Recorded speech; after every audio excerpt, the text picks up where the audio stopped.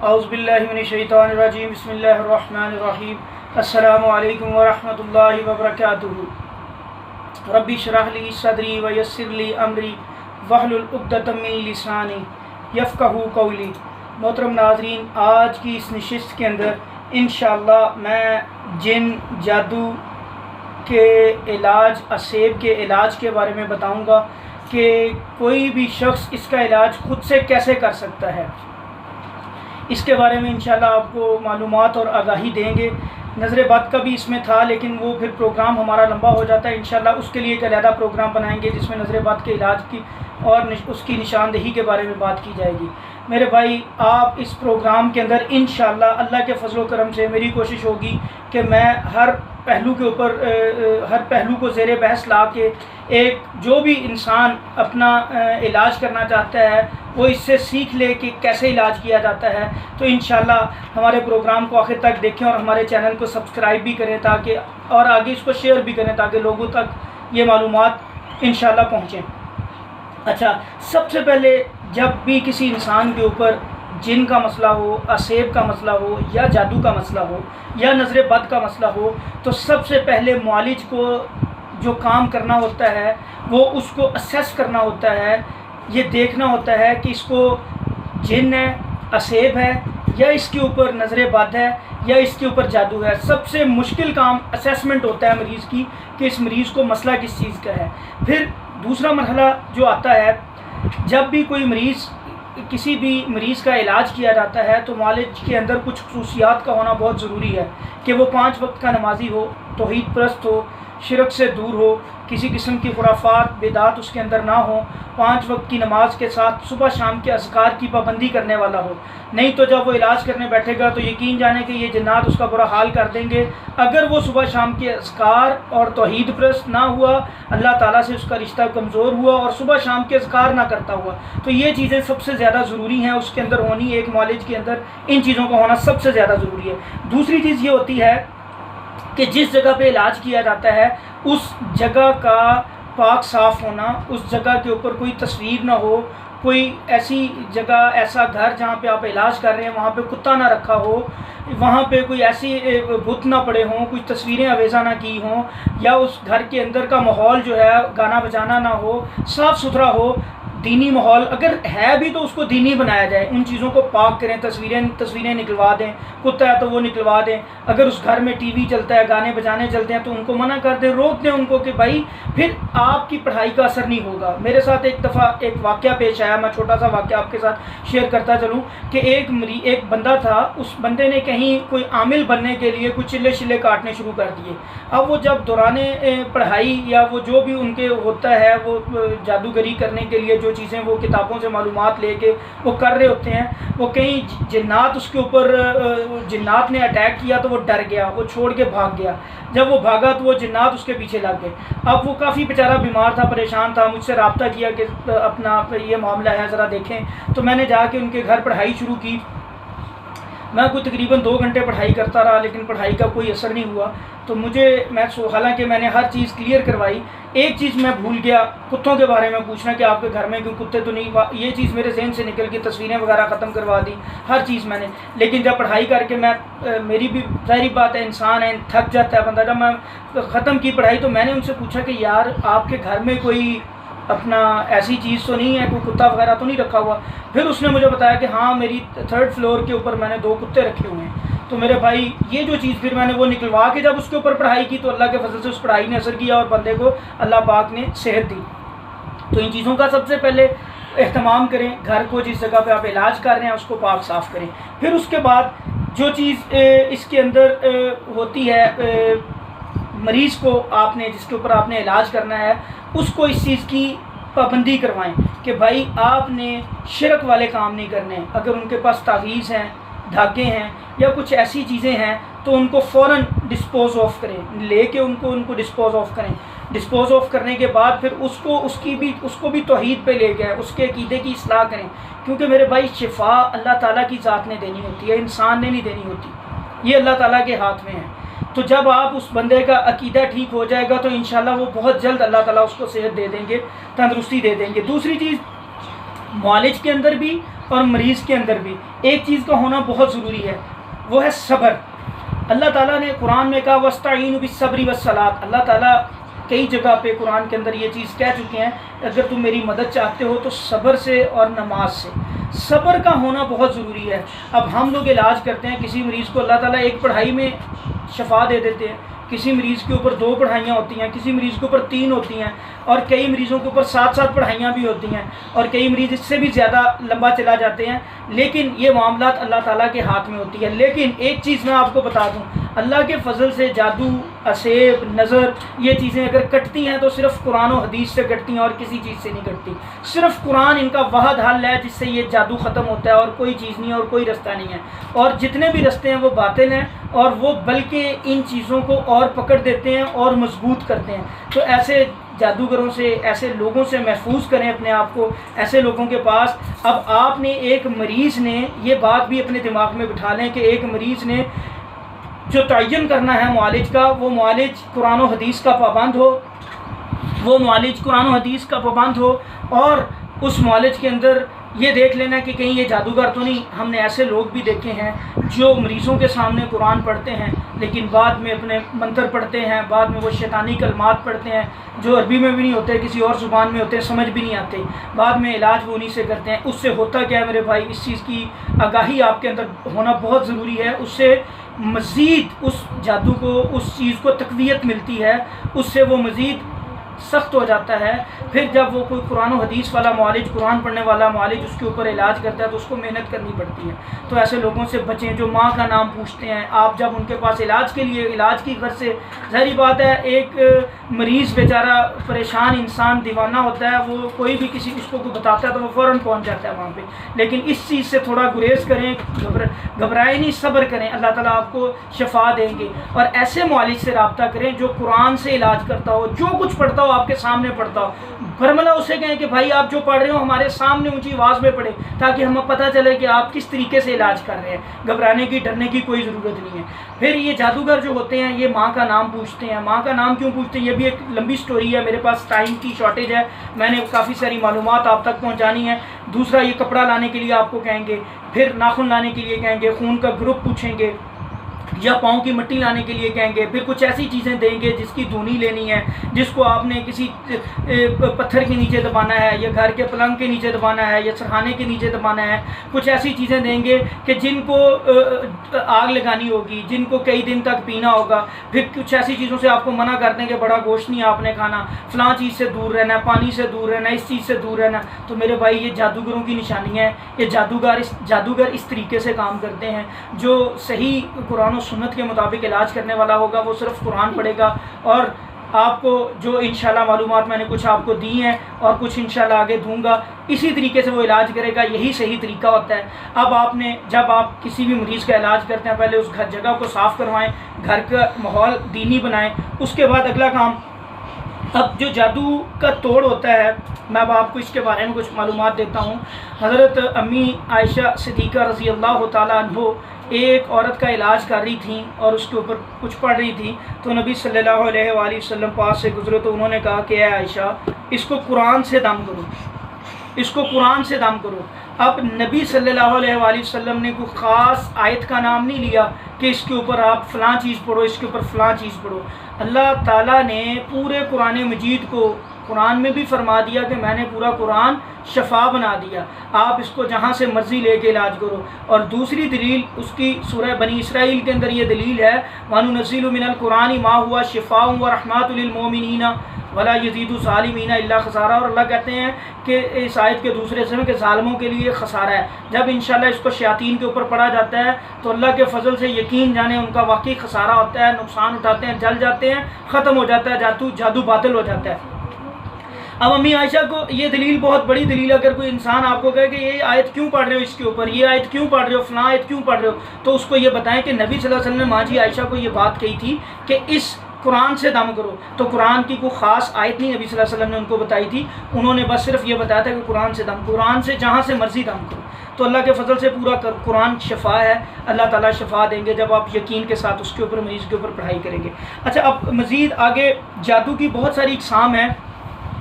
कुछ उलमा इकराम ने इसकी चंद इकसाम का जिक्र किया है, मैं इंशाल्लाह आपके सामने वो इकसाम रखता हूँ।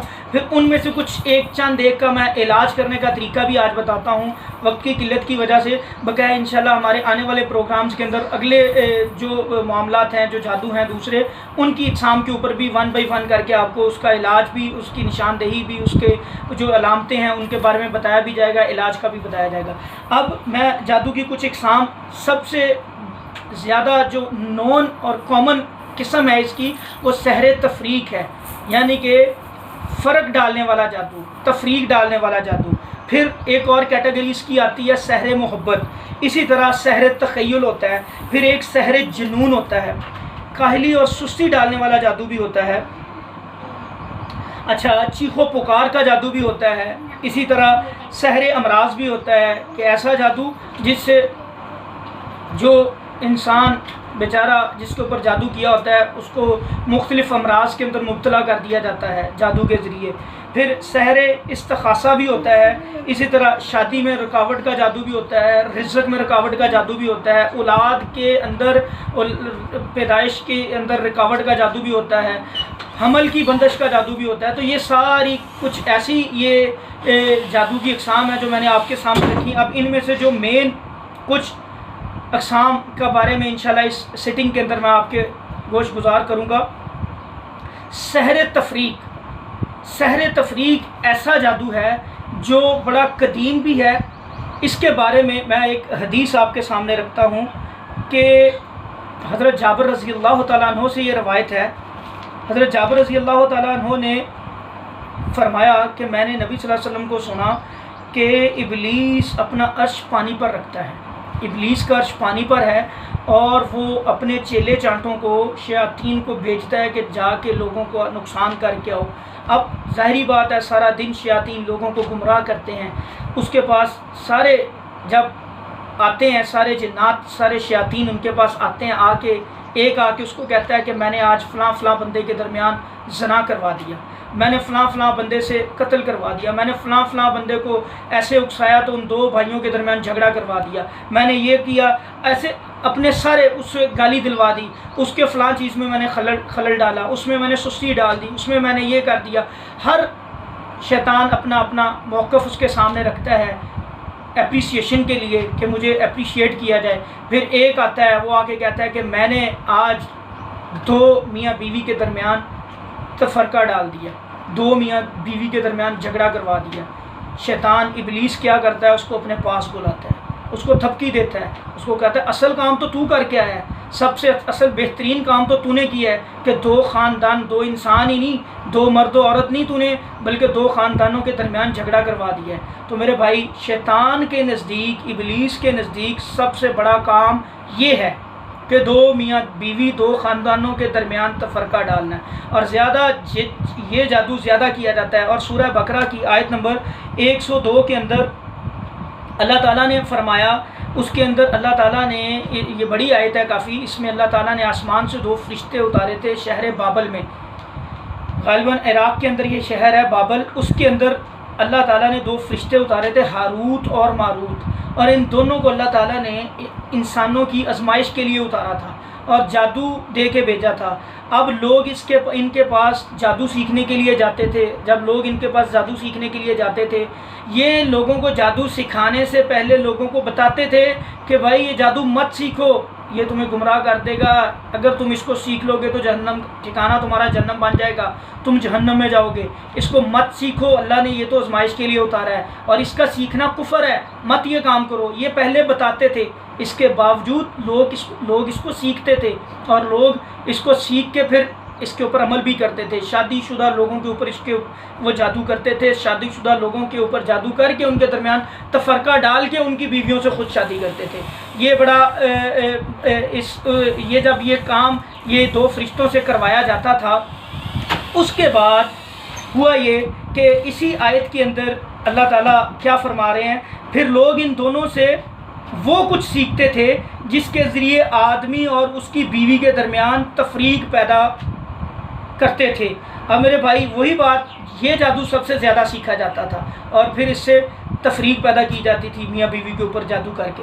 अब मेरे भाई, मैं इसके इंशाल्लाह कुछ इलामात हैं जिसके बारे में मैं इंशाल्लाह आपके सामने कुछ रखता हूँ कि जब भी एक मुआलिज ऐसे मरीज़ के सामने जाके बैठता है, वो कुछ उससे सवालात करे जिससे उसको अंदाज़ा हो कि इसके ऊपर किस किस्म का जादू है और वाकई इसके ऊपर जादू है भी या नहीं। अब मैं कुछ इनामात रखता हूँ। एक मुआलिज को मरीज़ से कुछ ऐसी मालूमात पूछनी है कि तुम्हें कोई ख्वाब तो नहीं आते, डरावने ख्वाब तो नहीं आते, ख्वाब किस नेचर के अगर आते हैं तो ख्वाब में कुछ सांप नज़र आते हैं, छिपकली नज़र आती है, या क्या महसूस होता है, या वज़न महसूस करते हो जिस्म के ऊपर, या बुलंदी से ज़मीन की तरफ गिरते हो, या पानी के अंदर गिरते हो। तो कुछ ऐसे मामलात ये पूछे जाएं, ख्वाब आते होंगे इस तरह के, तो ये भी एक जादू की निशानी है। दूसरी, मैदे के अंदर उसके दायमी दर्द होगा। जो जादू का मरीज़ होगा या जिन्नात का मरीज़ होगा, उसका स्टमक परमानेंटली उसको तकलीफ़ होगी, उसके अंदर स्टमक का मसला उसके साथ होगा, दायमी मर्ज़ होगा उसके साथ। फिर उसके अलावा जब शाम का वक्त होगा तो वो अपने सीने में घुटन महसूस करेगा, उसको घुटन सी महसूस होगी, परेशानी सी, घबराहट सी महसूस करेगा वो। इसी तरह उसको खौफ महसूस होगा शाम के वक्त, ऐसे महसूस होगा जैसे कोई चीज़ उसके पीछे फिर रही है, देखेगा तो कुछ भी नहीं होगा। फिर ऐसे महसूस होगा कि जैसे कोई चीज़ गुजर के गई लेकिन होगा कुछ भी नहीं। ये कुछ ऐसे सिम्टम्स हैं, कुछ ऐसी अलामात हैं जिसके ऊपर जादू होगा, उसके साथ ये मामलात होते हैं। अच्छा, दूसरी चीज़, इसके बाद ये तो होगी अलामात। अब जब आपने उसने मरीज़ के ऊपर अपना, होता ये है कि जो एक मेन कॉज होता है इसका, कि अगर ये जादू मियाँ बीवी के ऊपर भी किया जाता है, सहर तफरीक का, माँ और बेटे पे भी किया जाता है, बाप और बेटे पे भी किया जाता है, दो दोस्तों के दरमियान भी किया जाता है, और इसी तरह कुछ आपस में जो शरीका बरादरी के लोग होते हैं, रिश्तेदार आपस में, उनके दरमियान भी ये जादू किया जाता है। इसके अलावा इस जादू की कुछ और भी इकसाम है कि अब इलामात कुछ मैं और आपके सामने ये रखता हूँ कि इसके अंदर जब मियाँ बीवी के ऊपर ये जादू किया जाता है तो बीवी को खामद की शक्ल बुरी नज़र आती है, और इसी तरह खामद को बीवी की शक्ल बुरी नज़र आती है। फिर कुछ देर बाद बिल्कुल ठीक हो जाते हैं। या फिर ऐसा होता है कि जब खामद घर दाखिल होता है, अगर खामद के ऊपर जादू किया गया है तो उसका घर दाखिल होने को, घर आने को दिल नहीं करेगा। अगर वो घर दाखिल होता है तो घर में आके वो शदीद घुटन उसको महसूस होगी। तो ये भी इसकी अलामात हैं। ये अलामात भी आप उससे मरीज़ से पूछें, एक दूसरे को पसंद नहीं करेंगे, ठीक है जी। और इसके अलावा दोनों के दरमियान शुकूक व शुबहात रहेंगे, एक दूसरे की शक्ल उनको सही नज़र नहीं आएगी, बदसूरत नज़र आएंगे एक दूसरे को। अब मेरे भाई, इसके अगला पहलू, ये चीज़ें तो आपने दरियाफ़्त कर ली। अब अगर ये चीज़ें वाकई हकीकत में उन लोगों के दरमियान पाई जाती हैं तो अगला काम आपने क्या करना है, अगला मरहला आता है इलाज का। ख़ुद भी वज़ू करें, मरीज़ को भी वज़ू करवाएं, और बावज़ू हो के आपने, अगर औरत के ऊपर आप इलाज कर रहे हैं तो उसका पर्दा करवाएं, उसके महरम को अपने उसके पास बिठवाएं, उसका सर उसका हाथ उसके सर पे रखवाएं, और अगर गैर महरम है तो आप अपना हाथ भी उसके सर पे रख सकते हैं। पढ़ाई करने से पहले आपने दोनों को वज़ू कर लेना, ख़ुद भी उसको भी वज़ू करवा लेना, और एक ऐसे बंदे को करीब ज़रूर बिठाएं, क्योंकि जब इंसान ऐसे मरीज़ों के ऊपर पढ़ाई करता है तो ज़ाहिरी बात है ये जो मामलात होते हैं, ये जिन्नात की मदद से जादूगर रहनुमाई लेके इंसान के अंदर जिन्नात को डाला होता है, और वो उसके ऊपर अंदर होते हैं। जब इंसान पढ़ाई करता है तो ये हाजिर हो जाते हैं, तो तब असल वहाँ पे एक दो बंदों का होना ज़रूरी है कि हाजिर हो जाए। अगर उसकी हालत खैर हो जाए तो उनको पकड़ सकें वो, तो क्योंकि कभी कभार वो मुआलिज के ऊपर भी हमला करते हैं। तो पास लाजमी एक दो अफराद को बिठाएं, उनके फैमिली के जो महरम हो, अगर औरत है तो महरम अफराद को बिठाएं, बापर्दा बिठाएं, उसको अच्छी तरह कवर अप करके, अगर मर्द है तो तब भी एक दो लोग पास उसके बिठाएं। जब आपने इस मरीज़ के ऊपर इलाज करना है तो सबसे पहले उस मरीज़ को हदायत करें। अगर मर्द है, सिगरेट नोशी करता है, या कोई कड़े पहने हुए हैं, या उसने कोई तावीज़ पहने हुए हैं, या कुछ ऐसी चीज़ें पहनी हुई हैं, तो उससे बिल्कुल, अगर सोना पहना हुआ है तो ये सारी चीज़ें उससे उतरवा दें। और इसके बाद उस जगह को पाक साफ़ करने के बाद अब आपने जो सबसे पहले ताऊज़ पढ़ें, औज़ु बिल्लाहि मिनश शैतानिर रजीम मिन हमज़िही व नफ़्ख़िही व नफ़सिही बिस्मिल्लाहिर रहमानिर रहीम। फिर औज़ु बिल्लाहि मिनश शैतानिर रजीम बिस्मिल्लाहिर्रहमानिर्रहीम 7 दफ़ा ये पढ़ लें, ला हौला वला कुव्वता इल्ला बिल्लाहिल अलिय्यिल अज़ीम पढ़ लें, 7 दफ़ा आयतुल कुर्सी पढ़ लें, औज़ु बिकलिमातिल्लाहि ताम्माति मिन शर्रि मा खलक़ पढ़ के 7 दफ़ा अपने ऊपर दम कर लें, अपने गिर्द इसार बना के, और खुशबू का इस्तेमाल भी कर लें, ख़ुद भी करें, मरीज़ के ऊपर भी करें, करके अल्लाह का नाम लेके आप पढ़ाई शुरू करें।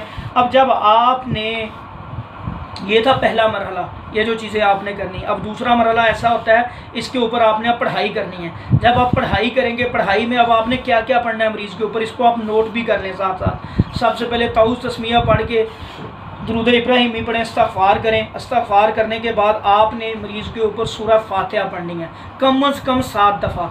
सूरह फातिहा पढ़ने का तरीका आपका क्या होगा कि आपने तकरार करना है और आराम आराम से पढ़नी है, तरतील के साथ पढ़नी है, तकरार के साथ पढ़नी है। सूरह फातिहा पढ़े ऐसे मरीज़ के ऊपर। फिर सूरह बकरा की पहली 5 आयत आपने पढ़नी है।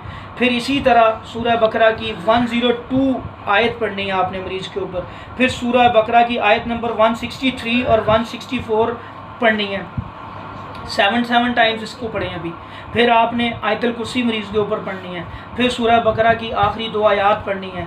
फिर सूरह आल इमरान की आयत नंबर 18 और 19 पढ़नी है। इसी तरह फिर सूरह अराफ की आयत नंबर 54, 55 और 56 पढ़नी है। फिर सूरह अराफ की आयत नंबर 117 से लेके 122 तक आपने पढ़ना है, और इसको 7 टाइम्स ही पढ़ना। और इसके अंदर एक वल्की सहरात साजिदीन जो है, इसका तकरार करना है आपने, इसको बार बार पढ़ना है, इसका तकरार करना है। फिर उसके बाद सूरह यूनुस के ऊपर आ जाना है। सूरह यूनुस के अंदर आयत नंबर 81 और 82 पढ़नी है आपने मरीज़ के ऊपर। जब आप ये पढ़ेंगे तो इस आयत नंबर 81 के अंदर इन्नल्लाह सयुब्तिलू, इस चीज़ को, इसका तकरार करना है, इसको कम से कम 21 दफ़ा पढ़ना है, इसको बार बार पढ़ना है। इसके बाद सूरह तहा की आयत नंबर 69 को बार बार पढ़ना है, कम से कम 7 टाइम्स, आप ज़्यादा भी पढ़ सकते हैं। अगर जिन को तकलीफ़ हो रही है तो इस पढ़ाई के दौरान एक चीज़ आपने नोट करनी है कि किस आयत के पढ़ने से जिन को तकलीफ़ हो रही है। जिस आयत के पढ़ने से जिन को तकलीफ़ हो रही है उसको आपने बार बार पढ़ना है, तकरार के साथ पढ़ना है, इंशाअल्लाह उसी से वो ख़त्म होगा अल्लाह के फजल से। फिर सूरह मोमिनून की आखिरी 4 आयत की तिलावत करनी है आपने। फिर सूरह साफ़ात की आखिरी 10 आयत की तिलावत करनी है। सूरह अहकाफ़ की आयत नंबर 29 से लेके 32 तक आपने पढ़नी है। सूरह रहमान की आयत नंबर आपने 33 और 36 पढ़नी है। इसी तरह सूरह हशर की आखिरी 4 आयत पढ़नी है। सूरह जिन की इब्तदाई 9 आयत पढ़नी है, पहली 9 आयत की तिलावत करनी है। फिर सूरह इखलास को मुकम्मल आपने 7 टाइम्स पढ़ना है। सूरह फलक को 7 टाइम्स पढ़ना है, और सूरह नास को आपने 7 टाइम्स पढ़ना है। अल्लाह के फजल करम से हर सूरत के पढ़ने से कोशिश ये करनी है, पहले एक दफ़ा औज़ु बिल्लाहिल अज़ीम, औज़ु बिल्लाहि मिनश शैतानिर रजीम मिन हमज़िही व नफ़्ख़िही व नफ़सी, ये लाजमी आपने पढ़ना है एक दफ़ा। फिर चाहे बिस्मिल्लाह पढ़ के आप इसको पढ़ी जाएँ। अच्छा, अब जब आप ये पढ़ाई कर रहे होंगे मेरे भाई, और कोशिश करनी जितनी ऊँची पढ़ सकें उतनी ऊँची पढ़ना है इसको। अच्छा, जब आप पढ़ाई कर रहे होंगे, इस दौरान मरीज़ की कुछ हालतें होंगी मरीज़ के ऊपर, या तो वो बेहोश हो जाएगा, मिर्गी का दौरा पड़ जाएगा उसको, या फिर मरीज़ का जिस्म वाइब्रेट करेगा, शिवर करेगा, कांपेगा उसका जिस्म, तभी आपने पढ़ते जाना है, ठीक है, क्योंकि उसके अंदर जिन होता है और उसको तकलीफ़ हो रही होती है। फिर ऐसा होगा कि इन दोनों सूरतों में कुछ भी नहीं हो रहा, लेकिन उसको तकलीफ़ बहुत ज़्यादा हो रही होती है, मरीज़ को तकलीफ़ बहुत ज़्यादा हो रही होती है। मेरे भाई, ये 3 सूरतें मरीज़ के ऊपर होंगी। अच्छा, बाज़ औक़ात ऐसा होता है कि बड़े शरीर जिन्नात होते हैं, और उसकी भी खैर डिटेल में अगर जाएँ तो वो, या आप कह लें कि ताकतवर किस्म के जिन्नात होते हैं, कि उनके दरमियान में भी कुछ जिन्नात होते हैं, या वो जिन्नात ख़ुद जादूगर होते हैं, या फिर वो जिन्नात ऐसे होते हैं कि उनको पीछे से असिस्ट किया जा रहा होता है, उनकी मदद की जा रही होती है। जब आप पढ़ाई कर रहे होते हैं, वो पढ़ाई उन जिन्नात के ऊपर असर नहीं कर रही होती, बल्कि पीछे से कोई और जिन जादूगर, क्योंकि जब एक मुआलिज इसका इलाज करता है ऐसे मरीज़ का, तो मुआलिज को, जो जादूगर होता है, उसको पता चल जाता है, क्योंकि एक इसके दरमियान, जादूज़दा मरीज़ के दरमियान एक खादिम जिन भी होता है, वो जाके इतला दे देता है कि भाई इसका इलाज होना। वो फिर पीछे से उसको और जिन्नात को भेजता है कि जाके इसकी पढ़ाई को रोके, वो अपने ऊपर बर्दाश्त करने की कोशिश करते हैं। तो मेरे भाई, इस तरह के केस में वो अंदर वाला जिन ज़ाहिर नहीं हो पाता, लेकिन ये चीज़ आपने ज़हन में रखनी। लेकिन इंशाल्लाह जब आप बार बार पढ़ेंगे, इसकी रेपिटिशन एक दफ़ा करते हैं, अल्लाह के फजल से अल्लाह ताला शफा दे देते। थे, पानी पास रख लें, दम करें, वो पानी मरीज़ को पिला के फिर चेक भी करें। अगर उसका टेस्ट सही लगता है तो अल्लाह के फजल से और जिस्म की वाइब्रेशन रुक जाती, ख़त्म हो जाती। इस पढ़ाई के दौरान कंधों पे वज़न भी पड़ेगा मरीज़ के, सर में दर्द भी होगा। अगर देखें बेहोश नहीं होता, मिर्गी का दौरा नहीं पड़ता, तो उसके कंधों पे वज़न भी होगा। अगर वो वज़न आपकी पढ़ाई के दौरान ही ख़त्म हो जाता है तो समझ लें कि अल्लाह के फजल से मरीज़ आपका सेहतयाब है। आपने जितनी पढ़ाई की है, सर अपने पास कलवंजी का तेल रखें, जैतून का तेल रखें और पानी रखें, उसके ऊपर दम करी जाएँ। उस पानी को मरीज़ को पिला के फिर चेक करें पढ़ाई के बाद। अगर उसका टेस्ट उसको नॉर्मल लगता है, को अल्लाह के फजल से और जिस्म पे किसी किस्म का कोई बोझ नहीं है, बिल्कुल हल्का फुल्का है, तो अल्लाह के फजल से आपका मरीज़ सेहतयाब हो गया। तो उसको आप क्या करें, उसको वो पानी पिलाएँ और जैतून का तेल भी दें, उसको इससे मालिश भी करे, उसको पिए भी। और खुदा न खास्ता अगर इस पढ़ाई के दौरान उसकी कंडीशन वैसी की वैसी है, आपने एक दफ़ा पढ़ाई की है, तो फिर आप मेरा भाई उसको क्या करें, उसको बेरी के 7 पत्ते लें, उसके ऊपर पढ़ाई वाला पानी, दम वाला पानी, उनको 2 पत्थरों के दरमियान रगड़ लें या कुंडी डंडे के अंदर रगड़ लें। उसको रगड़ने के बाद उबाल लें, 7 मग पानी डाल के उबाल के ठंडा करके उन के उसको मरीज़ को वो पानी ठंडा करके पिलाएं भी और उससे नहलाएं भी। ये 7 दिन लगातार करें, 7 दिन नहीं तो 21 दिन करें, 7 पढ़ाई करते रहें उसके ऊपर। इंशाअल्लाह अल्लाह ताला उसको शफा दे देंगे इंशाअल्लाह। अल्लाह के फजल करम से एक पढ़ाई करें, दूसरी करें, अल्लाह के फजल से तीसरी तक ये जादू कट जाएगा अल्लाह के फजल से। ये पूरा इस तरीके से आप इनका इलाज करें अपने मरीज़ का, अल्लाह के फजल करम से अल्लाह ताला उसको सेहत देंगे, तंदुरुस्ती देंगे। अब मेरे भाई अल्लाह के फजल से मरीज़ हो गया ठीक आपका, अगर उसको बिल्कुल दौरा पड़ा है और आपने, हाँ जी, इस पढ़ाई के दौरान एक चीज़ आपने जहन में रखनी है, अगर जिन बोल पड़ता है इस पढ़ाई के दौरान, अगर जिन बोल पड़ता है तो उससे पूछेंगे यार ये बताओ कि जादू का है, उसकी इस्लाह करें, उसकी तबलीग करें, उसको तौहीद के बारे में बताएं, उसको कलमे की दावत दें। मुसलमान हो जाता है, उससे कसम लें कि दोबारा तुम ये काम नहीं करोगे। अक्सर इनमें से झूठे होते हैं, बात सीधी नहीं करते, झूठी बोलते हैं, झूठे कलमे भी पढ़ जाते हैं। इनके ऊपर आपने यकीन नहीं करना। उनसे जादू वाली जगह का पूछें कि हाँ भी जादू कहाँ रखा है, अगर वो बता दे तो अच्छी बात है। और दूसरी चीज़, घबराने की कोई ज़रूरत नहीं। जब हम इखलास, फलक, नास पढ़ते हैं, फलक और नास ख़ास तौर पे जब पढ़ी जाती है, जिस जगह पे जादू पड़ा होता है अल्लाह के फजल से वो जादू भी सड़ जाता है, ख़त्म हो जाता है अल्लाह की तौफीक से। तो उसमें घबराने की, ये जो पढ़ाई आपने करनी है इससे अल्लाह के फजल से जादू कट जाएगा, जादू का असर ख़त्म हो जाएगा, घबराने की ज़रूरत नहीं। अगर जिन बता दे सामने आके तो बहुत अच्छी बात है, नहीं बताता तो आप उसको कोशिश करें, कलमा पढ़ाएं, उसकी तबलीग करें, उसको समझाएं कि ये गलत काम तुम कर रहे हो, इस्लाम वाले रास्ते पे चलो ताकि तुम्हारी आखिरत भी बने, दुनिया भी बने। तो ये उसको दावत व तबलीग का ये काम करके अल्लाह के फजल से अगर वो आपकी बात मान लेता है तो बहुत अच्छी बात है, नहीं मानता तो उसके ऊपर पढ़ाई करी जाए। अच्छा, एक चीज़ और होती है कि जब इंसान पढ़ाई कर रहा होता है तो पढ़ाई के दौरान जिन जाता नहीं है, बल्कि ज़िद करता है, तू तेरा बाप भी नहीं मुझे निकाल सकता, तेरे बड़े भी नहीं निकाल सकते, तू जा जोर लगाना लगा ले, ये सारी बातें वो जिन करता है उसके साथ। तो मेरे भाई उस मामले में उस वक्त आपने घबराना नहीं है, अल्लाह के फजल से फिर आप उसके ऊपर वो आयात पढ़ें जो कुरान के अंदर अज़ाब वाली आयात है। सूरह बकरा के अंदर भी हैं, सूरह मुल्क के अंदर ये आयत है, वल्लज़ीना कफ़रू बिरब्बिहिम अज़ाबु जहन्नम व बिअसल मसीर। इन आयत को तकरार के साथ पढ़ें। कुल्लु नफ्सुन ज़ाइक़ातुल मौत, मौत वाली आयत को पढ़ें। जब आप इनको तकरार के साथ बार बार पढ़ेंगे अल्लाह के फजल से उसको आग लगेगी, जल जाएगा इंशाअल्लाह। आपकी पढ़ाई, आपने घबराना नहीं है, आपने डट के पढ़ाई करनी है, अल्लाह के फजल से वो ख़त्म हो जाएगा। ये उसकी गिदड़ बकियाँ होती हैं, कर कुछ नहीं सकते। अल्लाह ताला कहते हैं जहाँ पे हक वकुल जाल हक व ज़हक़ल बातिल इन्नल बातिल काना ज़हूक़ा, मेरे अल्लाह ने फरमा दिया जहाँ पे हक आ जाता है बातिल मिट जाता है, और बातिल तो है ही मिटने के लिए। तो अल्लाह के भाई, अल्लाह के बंदो, इनकी जादूगरों की और शयातीन की चालें बड़ी कमज़ोर होती हैं, मेरे अल्लाह ने कुरान में बताया। तो ये गिदड़ बकियाँ लगाते हैं, डरना नहीं, वहाँ पर मजबूत दिल के साथ अल्लाह का फ़ज़ल तलाश करना है, अल्लाह से मदद मांगनी है और पढ़ी जाना है। इंशाअल्लाह अल्लाह के फ़ज़ल से जादू कटेगा भी और वो भागेगा भी इंशाअल्लाह। तो मेरे भाई, अल्लाह के फ़ज़ल से अगर मरीज़ सेहतयाब हो जाता है तो फिर आपने क्या करना है, उस मरीज़ को 5 वक्त की नमाज की सख्ती से उसको कहें कि 5 वक्त की नमाज़ पढ़े और सुबह शाम के अज़कार की पाबंदी करें और सूरह बकरा की तिलावत करें, फलक और नास की तिलावत करें, कसरत से करें। इंशाअल्लाह कुछ दिन ये रूटीन रखे, सूरह बकरा पढ़े, फलक और नास पढ़े, इंशाअल्लाह अल्लाह के फजल से जो उसके अंदर असरात होंगे बिल्कुल ख़त्म हो जाएंगे। और नमाज और अस्कार की पाबंदी, सुबह शाम के अस्कार की पाबंदी फॉर एवर करे, ताकि दोबारा अगर कोई जादूगर उसके ऊपर अटैक करे भी तो इंशाअल्लाह असर नहीं करेगा अल्लाह के फजल से।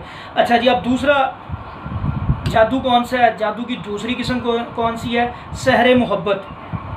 मेरे भाई इसके अंदर ये मियाँ बीवी के दरमियान भी किया जाता है ये जादू, ठीक है। एक बीवी एक मर्द औरत के लिए करवाता है या औरत मर्द के लिए करवाती है, या ये रिश्तेदारों के दरमियान भी किया जाता है कि फ़लाँ बंदा मुझसे मोहब्बत करनी शुरू कर दे। तो यहाँ पे मेरे भाई ये लोग इसी तरह जादूगरों के पास जाते हैं। जादूगरों के पास जब जाते हैं तो ये जादू करवाते हैं, और हमने तो ये देखा है कि ये जादू बहुत सौ दफ़ा उल्ट असर करता है। एक बीवी अगर अपने खामद के लिए करवाती है, अगर एक खामद अपनी बीवी के लिए करवाता है, तो बजाय मोहब्बत की बजाय वो नफ़रत में बदल जाता है। क्योंकि मेरे भाई जब शयातीन आ जाते हैं आपके घर में, वो कैसे आपके घर को सही होने देंगे, वो आपके घर को ख़राब करेंगे। वो बल्कि मर्द के दिल में औरत की नफ़रत डालते हैं, औरत के दिल में मर्द की नफ़रत डालते हैं, और इससे हमने तो ज़्यादातर केसेस ख़राब होते देखे हैं। सही नहीं होते बल्कि ख़राब हो जाते हैं, और बंदे की आखिरत भी जाती है, दुनिया भी जाती है, माल भी जाता है, इज़्ज़त भी जाती है, पैसा भी जाता है। तो ऐसे जादूगरों के पास मत जाएं। अब इसका इलाज, इसके अंदर इसके कुछ सिम्टम्स जो होते हैं मैं आपको थोड़े से वो बता दूं। हद से ज़्यादा मोहब्बत महसूस करेगा। अगर मर्द के ऊपर किया गया तो मर्द हद से ज़्यादा औरत के लिए मोहब्बत महसूस करेगा, और अगर औरत के ऊपर किया गया है तो औरत अपने खामद के लिए ये चीज़ महसूस करेगी। इसी तरह कसरत जमा की ख्वाहिश उनके दिल में बहुत ज़्यादा बढ़ जाएगी। बहुत ज़्यादा उनके दिल में एक ख्वाहिश ये पैदा होगी कि मैं ज़्यादा से ज़्यादा जमा करूँ। फिर इसके अलावा अपने अगर मर्द के ऊपर है तो वो बीवी को देखने के लिए बहुत ज़्यादा इश्तियाक करेगा कि हर वक्त मैं इसको देखता रहूँ, ये कहीं ना जाए, मेरे सामने ही बैठी रहे। इसी तरह बेसब्री का एक उसके अंदर फैक्टर आ जाएगा, बेसब्रा सा हो जाएगा। फिर इसी तरह वो अपनी बीवी की अंधी फर्मा बरदारी करेगा, हर चीज़ भूल जाएगा, अंधे तरीके से फर्मा बरदार हो जाएगा उसका। तो मेरे भाइयों, ये मामलात अल्लाह के फ़ज़ल से जब ऐसे मरीज़ों के ऊपर हम पढ़ाई करते हैं तो अल्लाह ताला उनको सेहत और तंदुरुस्ती दे देते हैं। ये ज़रूरी नहीं कि ये मियाँ बीवी के ऊपर ही किया जाए, ये बहन भाइयों के ऊपर भी किया जाता है, रिश्तेदारों के अंदर भी किया जाता है। हसद की बुनियाद पे, जेलसी की बुनियाद पे इसको किया जाता है। अब यहाँ पे कुछ असबाब हैं इस जादू के, वो क्या हैं? खामद बीवी में इख्तलाफात का फूट पड़ना, खामद अगर मालदार हो तो उसके माल का लालच करना, इसी तरह बीवी का ये एहसास कि इसका खामद अनकरीब दूसरी शादी ना कहीं कर ले। तो इन चीज़ों की बुनियाद पे वो ये काम करती है, और वो फिर ऐसे लोगों के पास जाती है जहाँ से फिर मामला बजाय सुधरने के ख़राब हो जाते हैं। मैं एक सिंपल सा फार्मूला इस चीज़ का बताता हूँ कि अगर इंसान जायज़ सहरे मोहब्बत भी कर सकता है, वो जायज़ सहरे मोहब्बत अल्लाह के नबी ने हमें सिखलाया है। वो जायज़ सहरे मोहब्बत क्या है?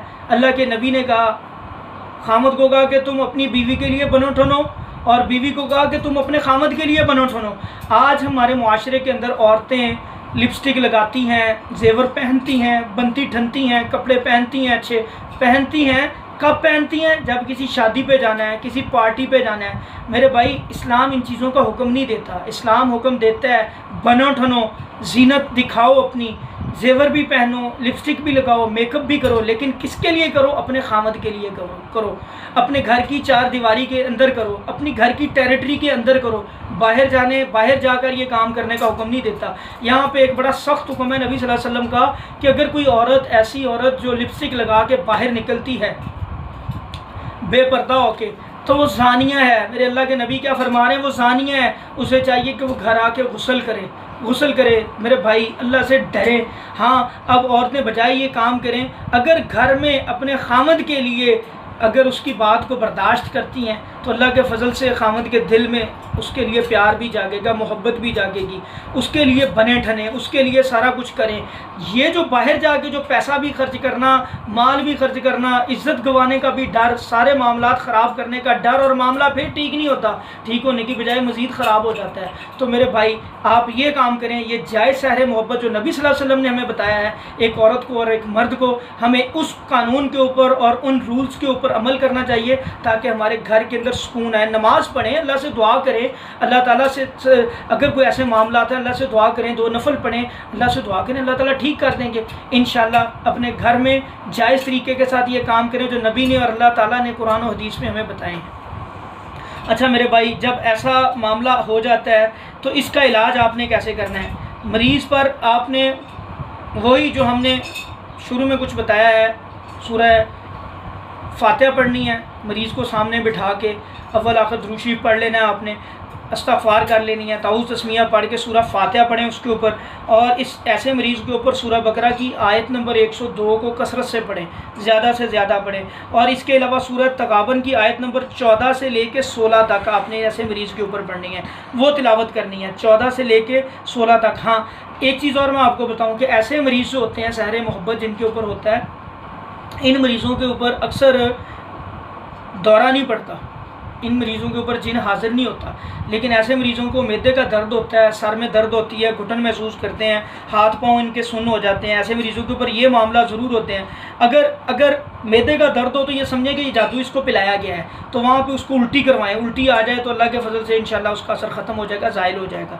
तो फिर आपने इसके ऊपर सूरह बकरा की आयत नंबर 102 पढ़नी है, सूरह तगाबन की आयत नंबर 14 से लेकर 16 पढ़नी है, सूरह यूनुस की आयत नंबर 81 और 82 पढ़नी है, इसी तरह सूरह अराफ की आयत नंबर 117 से 122 पढ़नी है, सूरह ताहा की आयत नंबर 69 पढ़नी है, आयतुल कुर्सी पढ़नी है, और ये जो आपने पढ़ाई करनी है फलक और नास साथ पढ़ लेनी है। आपने जितनी भी पढ़ाई करनी है इसको आपने पानी के ऊपर दम कर लेना और मरीज़ को पिला देना है। इंशाअल्लाह अल्लाह के फजल से ये जादू कट जाएगा, अल्लाह के हुक्म से मरीज़ सेहतयाब हो जाएगा। दूसरी चीज़, इस पढ़ाई के दौरान, इन सारे चीज़ों के दौरान मरीज़ को पढ़ने का कहें। अगर मरीज़ पढ़ नहीं सकता तो यही चीज़ें उसको किसी कैसेट में कर दें या किसी USB में कर दें, तो वो मरीज़ उसको सुने, बार बार सुने। हर रोज़ाना सूरह बकरा उस घर में रोज़ाना लगे, खुद पढ़े, बहुत अच्छा है। अगर पढ़ नहीं सकता तो उस घर में सूरह बकरा की तिलावत हो। अल्लाह के फजल करम से इंशाअल्लाह ये तरीक़ाकार अपनाएं, इंशाअल्लाह अल्लाह ताला सेहत देंगे, तंदुरुस्ती देंगे। फिर भी कोई मज़ीद किसी को इस के दौरान कोई मालूमात कोई लेनी हो, कोई मसला हो, कोई परेशानी हो, तो हमें आप मैसेज करें, हमारा नंबर भी है, व्हाट्सएप नंबर भी है, आप उसके ऊपर इंशाअल्लाह मज़ीद मालूमात हमसे ले सकते हैं। इसके अलावा इंशाअल्लाह अगले कुछ जो जादू की अक़साम है उनके ऊपर इंशाअल्लाह आने वाले प्रोग्राम्स के अंदर इंशाअल्लाह हम लोग उनका इलाज भी बताएंगे, उनके सिम्टम्स भी बताएंगे। अस्सलामु अलैकुम व रहमतुल्लाहि व बरकातुहू।